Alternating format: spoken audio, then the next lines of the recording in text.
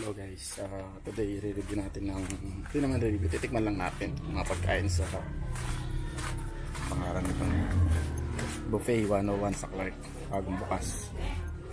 Pero bago yun, kunin ko muna yung sasakyan sa parking. Nagipag-park kasi muna kami, pero ano naman yun, pay parking naman yun. Day 2.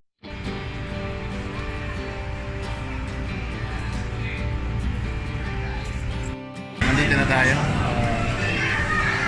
Medyo mas malaki yung sa Cebu, pero halos parang same lang yung mga pagkain.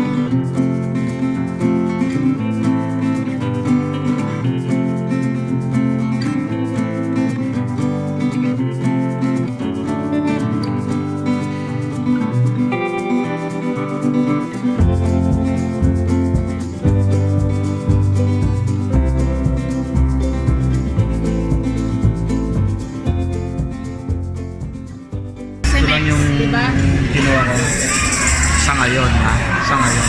Bawat makakasalubong mo gusto mong tanongin saan mo kinuha yan? Saan mo kinuha? Pero okay din pala siya, malaki din pala, akala ko mas malaki sa Cebu. Hindi ko lang nakita yung ibang ano. Marami ring choices.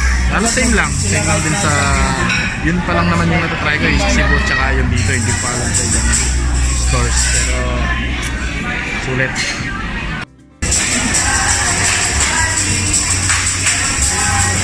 Yun lang guys, pag birthday mo dito medyo